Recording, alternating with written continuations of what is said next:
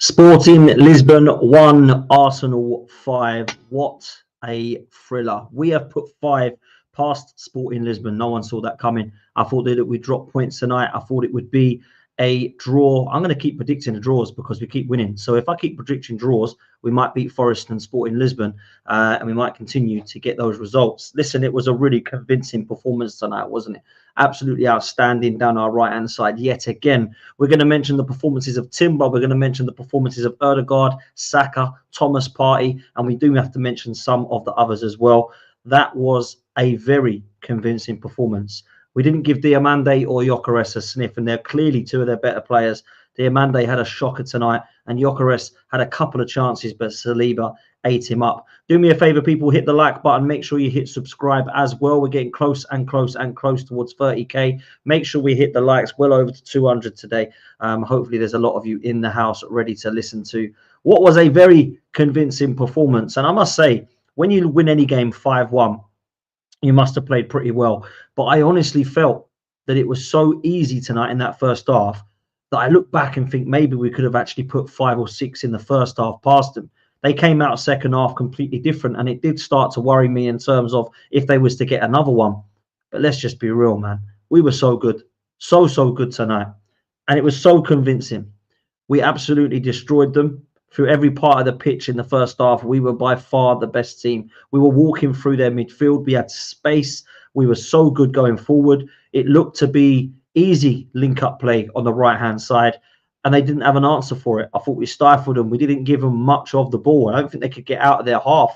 Every time, playing out from the back, playing out from the back, playing out from the back, they would not go long and lump it up to Gyökeres. It was very frustrating as far as the Sporting Lisbon fans were concerned, but Arsenal just showed their class. I thought they were outstanding. If I'm honest with you, I thought there was many good performances on the pitch that, again, like the weekend, it was hard to pick out one. But there's got to be a mention now for Jurrien Timber. I think this guy is superb. I honestly believe this guy is going to be one of the greatest fullbacks that we've had in the history of the club if his performances continue to be as consistent as they have been, because I think he has everything that I want to see in a right back. Everything on the ball is so calm and collected. He's so good on the ball. He's so great with his link-up play.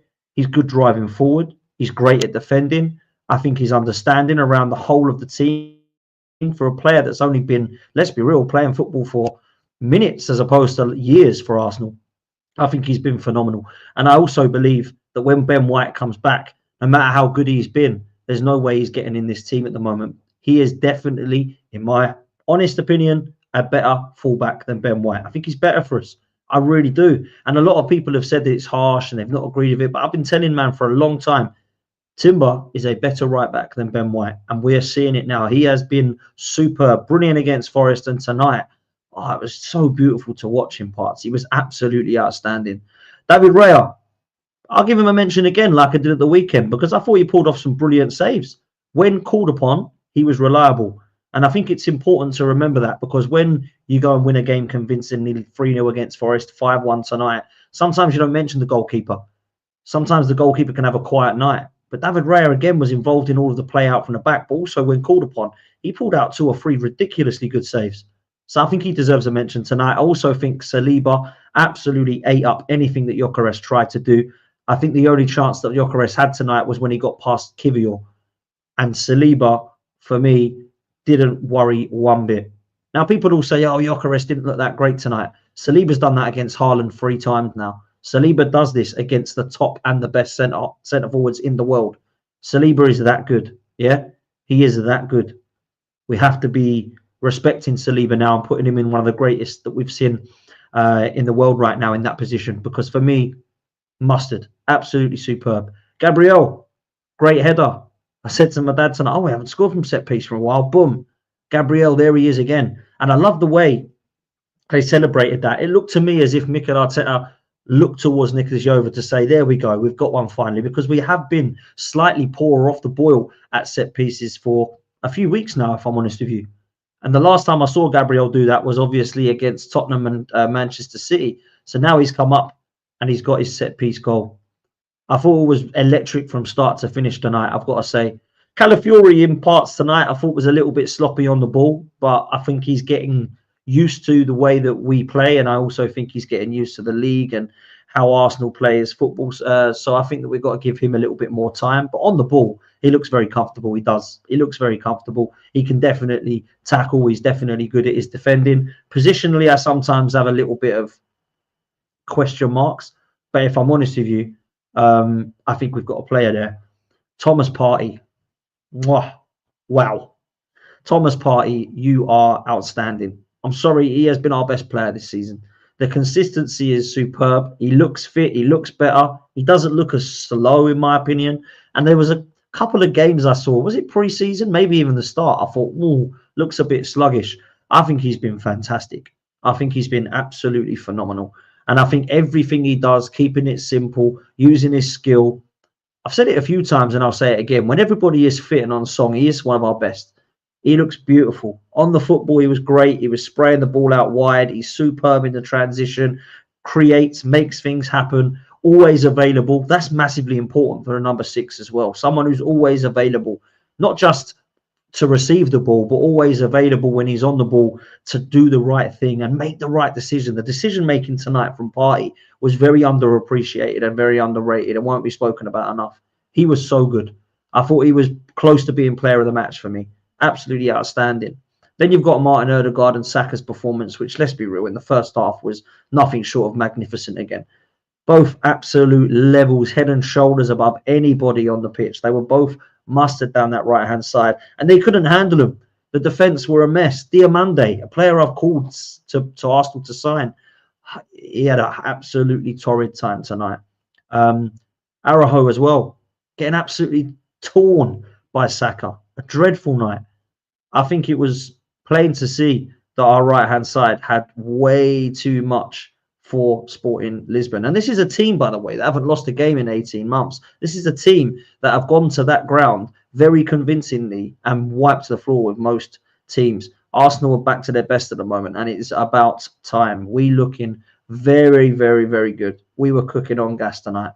The left-hand side, let's continue. I thought Declan Rice had good moments and I thought he had quiet moments, but I didn't think he was bad tonight. Martinelli, likewise, really good goal, great positioning, completely sold that young 17-year-old at right back for the goal and worked tirelessly as ever. And then you've got Kai Havertz, who, to be fair, I didn't think was one of the better players on the pitch, but worked hard and managed to get himself in and around and cause a nuisance as ever. We were looking good, people.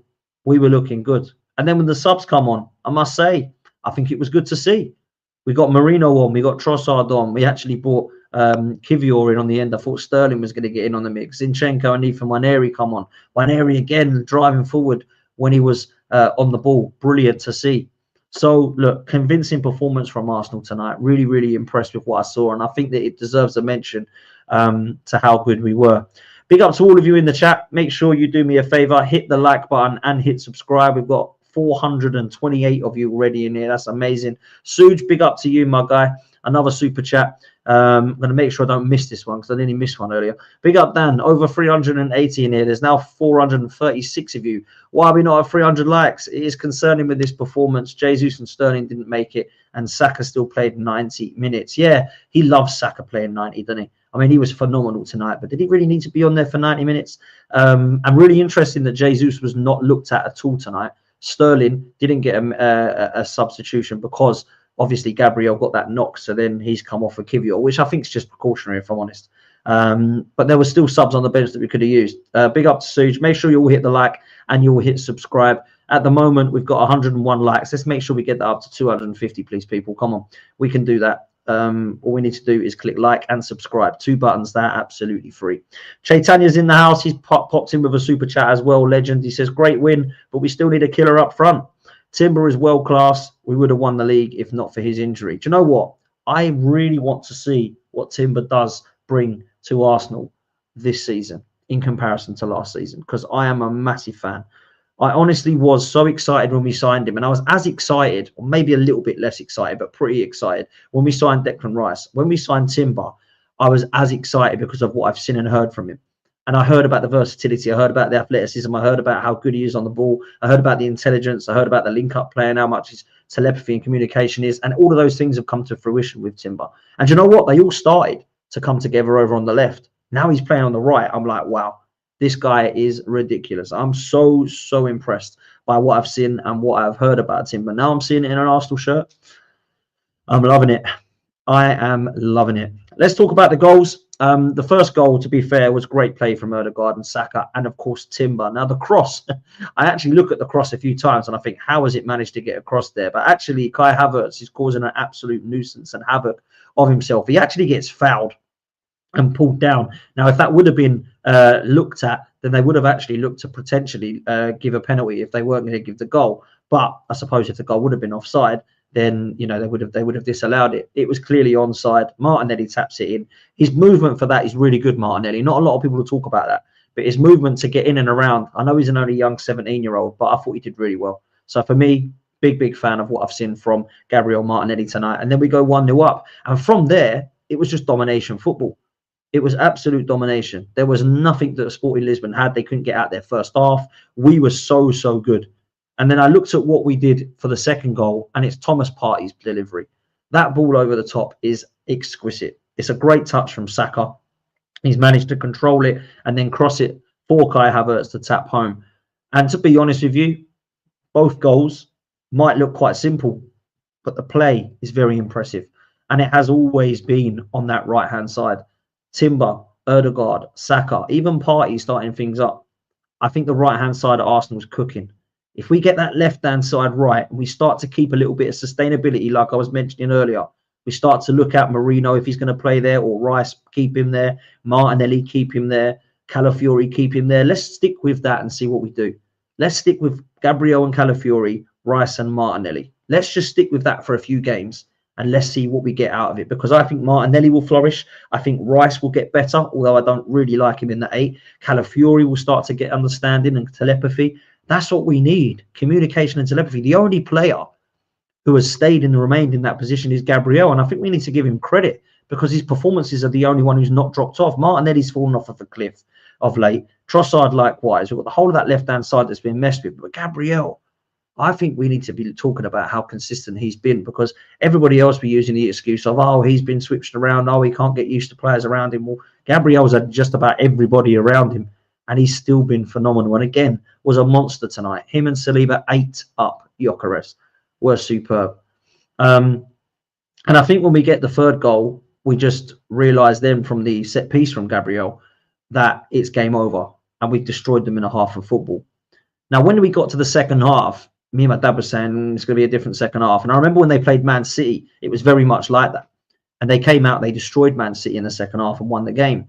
And you could see that they had a little bit of a kick up the backside at half time, because their tea talk was very much, let's get out them and have a go at them because we're not getting near them at the moment. And they changed, not their style, but they changed their intensity. You could see they were a lot more forward thinking. Now, luckily, it actually was killed off by the penalty that Saka got. But when they scored straight away within, I think, a minute, I thought, that's not good, because they're all over us. If they get another one, they could get the intensity here. Funny enough, I'm going to mention a game at the Etihad that was exactly like that in a minute. So when we got to 3-1, I thought, oh, come on, keep your calm, because you just keep composed. David Raya got another bloody... Why is David Raya getting another yellow card? Like, use your common sense, yeah? We're taking too longs on throw-ins, all these dark arts. It's 52 minutes and we're trying to waste time. Like, let's just play the game, yeah? If you want to waste time, do it around the back. Do it on the pitch. Do it by passing it around the back. You've got that ability. You don't have to hold on to the ball for too long, David Raya. You don't have to hold on to the ball, Calafiori, to waste time from throw-ins. In fact, Timber at one stage, actually, were lucky not to get booked. He took so long, they ended up just giving the throw-in to the other team. So we've got to get better at that. That's not very professional, in my opinion. That's quite actually naive and silly. And it's taking dark arts to a new level that we don't want to be seeing, in my opinion. Not that early on in the game. And then, of course, we get the penalty. And it is a blatant penalty. But I think what we need to do is not look at how atrocious it was from Diamande and Sporting Lisbon. I think we need to look at the quality from Martin Odegaard, because the press and the delivery and the drive is so good. It actually becomes a little bit lucky at one stage that it comes off the defender and falls to him. But Diamande just lunges in. And it's clearly a penalty. It is clearly a penalty. So, look, we've got to be real. we have to look at Martin Odegaard for that one. We have to say big up to him, because it was a really, really good opportunity for us to kill the game off. And I think it did.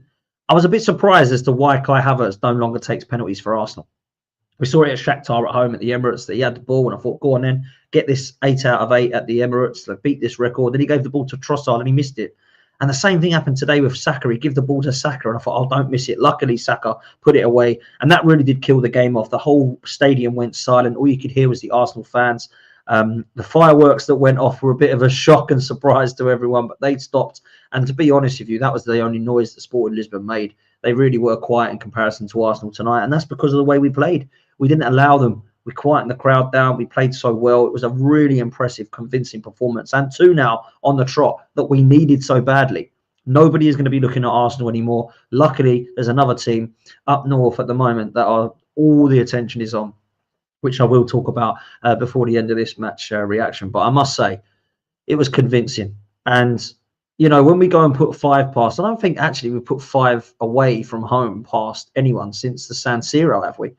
The last time I remember winning 5-1 away to someone big in Europe was Inter Milan in 2004. Maybe someone can correct me in the chat. There must be another time since then, because that's 21 years ago now. But I will say, I think it's since then. So, look, I think it's convincing tonight. Trossard come on. It was actually a really good goal. It was a great strike from, I think, Marino. And then it comes up and Trossard's there to head it in. Trossard always scores when he comes on. He needs to be a super sub now. Like, let's just be real. He needs to be coming on now. And we need to see Martinelli starting. So, really convincing tonight. Mikel Merino, a couple of opportunities he had when he came on. I think he's starting to look a little bit more of the player that everybody was hoping he would be. Zinchenko's getting a few games and minutes this season when he's coming on from the subs bench. I've got nothing wrong with Zinchenko coming on when we're 5-1 up, mate. Let me tell you that now. There is no problem with me seeing him coming on. When he's coming on when it's 1-1 or 0-0, I've got problems. But when we're convincingly winning the game, Zinchenko can get on the ball and start to drive us forward. And offensively, I've never had a problem with Zinchenko. It's always been defensively for me. So let's see. Look, it was a really good performance. Ethan Nwaneri deserves a mention as well, because when he comes on, we're talking about a kid now who's coming to an hostile environment. Yes, before 1-up at the time or whatever it was, but he's driving the ball forward and he looks so at home. He looks one of our better players. You don't look at him and think, oh, wow, he's the young kid that we've all got to put our arm around and keep, protected. He is a phenomenal talent. And again tonight, I look at it and I just think, yeah, you're ready, man. You're ready. You're absolutely ready. And I'm glad that Mikel Arteta is bringing him on now. And I do think that there's been something different about him talking about Nwaneri in the last week or so. He's definitely giving him more of a chance. It was great to see him coming on today. He could have brought on Sterling. He could have brought on Jesus. He could have actually brought on a couple of other players as well, Jorginho maybe, instead of Ethan. But to give Ethan that goal tonight again, I think he's now starting to show the belief and faith that Arteta has finally got in this kid, because I need to be seeing him more. And Martin Keown tonight made some really stupid comment in, I think it was just before the game. Oh, if Odegaard ever gets injured, I think Mikel Arteta will realise now that Nwaneri's the guy he needs to bring in. Well, that's 10 weeks too late, mate. You know, we had 10 games without Odegaard or more than that, and we never bothered. So that is something that is on the manager, that hopefully he's now learned that actually we can put trust in this guy. He's a top player, and I think we're lucky to have him. I think we are. It's good to always have. It's good to always have an opportunity for us to be delivering at the highest order with our youth academy, and I think that is one player, along with Lewis Skelly and some of the others that are coming through. Max Dowman is the next one people are talking about, of just 15 years old. Some are saying that he looks better at 15 than Ethan did at 15. That's what I'm hearing. So let's see where we go with Max in the next couple of years, because I think he will be in a similar position to Ethan Nwaneri, and I actually think he plays in a similar position. Can play out wide right as well, but more of a kind of number 8, number 10 midfielder as well. So look, we've definitely got some players coming through. What does that do tonight? Well, I think it puts us 7th in the new format of the league. And that for me is really, really impressive, considering that we've dropped points and we're in a position where, well, let's be real, we're in a position where we've lost to Inter Milan and we've drew to Atalanta. But right now, things are looking good for Arsenal. Things are looking good in the Champions League all of a sudden. And I will say, I thought we'd have more chance of dropping tonight, as long as we win our next 3, which is Monaco and Zagreb at home. And then, of course, we've got Girona away. We should get into this top 8. And this is how things look right now. We've got Inter Milan, who are top. We've got Barcelona looking second place. Inter Milan have got 13 points. Barcelona with 12. Liverpool still got 12, but they've got to play Real Madrid tomorrow night. So they could go back to the top if they win, or if they draw, actually, as it goes, because their goal difference is better than Inter Milan's. Atalanta with a very impressive win tonight. Interestingly, the teams that we actually have in our group, or whatever you want to call it, are all in the top 8. Inter Milan we've played, Atalanta we've played, Monaco we are to play, Sporting we played tonight, and that's it all in the top 8. So when you look at the fixtures that we've had in the Premier League, people say they've been tough. They've actually been tough in the Champions League by form as well. So we've done well. We've done well to get ourselves into that top 7.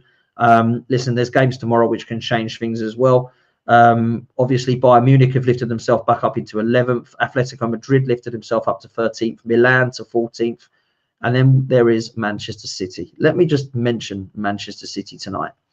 When people said that they might not be in a crisis, my goodness, they are. They are definitely in a crisis right now. Manchester City are a mess. You cannot be 3-0 up with 20 minutes to go, make 3 substitutions and draw the game 3-3. And I'm looking at Pep Guardiola there because he is the manager. And I would be looking at the manager if this was Mikel Arteta. I'd be looking on the manager if this was Arne Slot. I'd be looking at the manager if it was Poch or Maresca at Chelsea. This is no different. Now, from what I could tell from LB's watch along, which, yes, I did watch at the end. Sorry, LB, but I had to. He was screaming at the high line. 89 minutes on the clock. You're 3-2 up and you are high. Why are you so high? What's going on? You've got to keep the ball. It's beautiful to see. And look, Manchester City have got no confidence at the moment. They look shot to bits. Foden's still nowhere to be seen. Haaland on the score sheet tonight, to be fair. Or did Foden score? Foden might have scored, actually. I didn't look at the other goal scorers. Was it Foden who scored? I know Haaland got 2. Let me quickly take a look. Who got City's 3rd goal? I know Haaland got the first 2, but I can't remember who got the 3rd for Manchester City. I know it was Gundogan. It was Gundogan.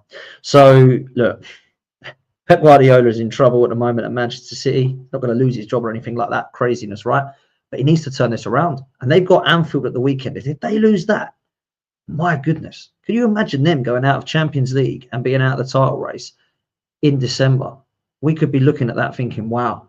Obviously, they're not going to go out of the Champions League. They'll go into the playoff situation. But my goodness, Manchester City are not good at the moment. And I knew they'd miss Rodri.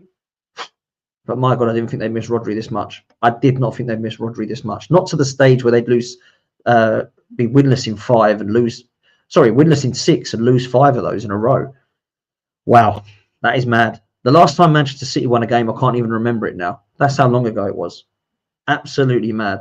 So look, fantastic result for the boys.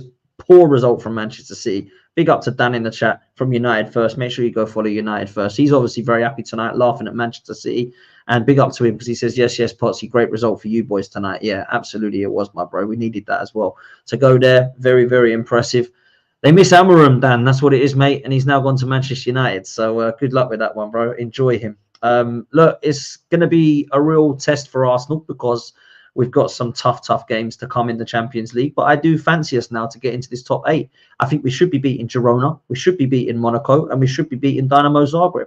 So I expect now to see Arsenal progress through into the first top 8. One thing I'm not clear on is when you get into that top 8, I guess by qualifying for that top 8, in the next round of the draw, you will get a draw against teams in the other 8 that go through and qualify from the last 16. That's what I think anyway. So we get 8 that go through that would be the group winners, and they can only face teams, I guess, from the teams that go through out of the 8 from the following 16 that qualified underneath us from 9 to 24, or whatever it is. That's what I believe. That's what I believe it is. So look, I don't want to start getting carried away because it is only 2 results and we know that Arsenal can be inconsistent. But what I am going to say I am pleased about is that Arsenal are back playing attractive football. We are attacking to watch. And Mikel Arteta has changed that. There's no doubt in my mind that Mikel Arteta could do this. Mikel Arteta went over cautious. He overthought yet again. He thought there was an opportunity to try and win games 1-0 George Graham style. But when you're losing that way, it ain't good to watch and it don't look pretty. Now what we're doing is we're playing the football everyone wants us to play. There's no Arsenal fan that enjoyed that period. No one can tell me they loved watching us beat Tottenham 1-0 with a Gabriel header. No one can tell me they loved the fact that Ollie Watkins missed 2 and then we did beat 2-0, but it could have quite easily been 2-2. No one enjoyed going to Inter Milan, smashing 46 crosses into the box and hoping someone got their header on it. That, for me, is not what I want to see. So Arsenal moving forward, I want to see what I'm seeing right now, and that is attack-minded football. Manchester City, hold that. I'm going to keep saying it. This has been a long time coming. It ain't been a long enough. It's been too long for us to be looking at them potentially crumbling, not just dropping a few points. It's beautiful to see. Yeah, we got to enjoy it while it lasts. It ain't going to last long. Pep will pick it up. Pep's too good. But the weekend game, that's going to be massive. Do you know why it has to be massive for Arsenal? Because we have to worry about what we do against West Ham. We have to beat West Ham. They come off of the back of a really good result. We didn't beat Newcastle. We lost at their place. They've managed to beat them 2-0. That's how crazy this league is. We now go into that West Ham game, and I think we need to play a similar team to what we saw last night. We need to play similarly to how we played tonight and against Forest, and I think we'll be absolutely fine. I expect us to put at least 2 goals past West Ham at the weekend. We are a good side right now. We've got everybody back, and West Ham right now are struggling. Don't let people tell you that West Ham are back. They're not. Lopetegui's still a poor manager. Newcastle had a bad night, and West Ham got themselves in a position to beat them. We must win at the weekend. And then when we win, not if, when we win, but I am praying that we do win, we sit there on Sunday and we enjoy it, and we relax and we watch it. And we watch Liverpool versus City at Anfield, and we pray that it's a draw. But if Liverpool win, Manchester City could be out of this title race completely with 11 points behind them. And we can then go ahead of them. So that, for me, is where Arsenal are at right now. Pep Guardiola needs to sort it out. I think January makes signings. I think somebody like Zubimendi could come in. There's rumours that they can buy back Liam Delap if they want from Ipswich to cover for Haaland. I'm not sure if they're going to do that, but they're definitely going to bring a couple of players in the January transfer window. My question mark will be, what will Arsenal do and what will Liverpool do? I pray that we get a number 9. I feel like Chaitanya said in the chat, and Suj said in the chat, I feel we need a killer. If we had a killer tonight, we could have put 8 or 9 past them. It was that simple for me. So let's see what we do. Victor Gyökeres, I've not changed my mind. I still think he's quality. I'd still take him. Marmoush at Frankfurt is a player that I've liked and would take him in January. But I feel like we're waiting for the summer. I feel like we're waiting for Isak, if I'm honest, in the summer. But I don't think that we can hang around. I think that we put ourselves in a position. If we were in a position where we were 9 points clear, I might say, do you know what? Let's wait till the summer and let's get Isak.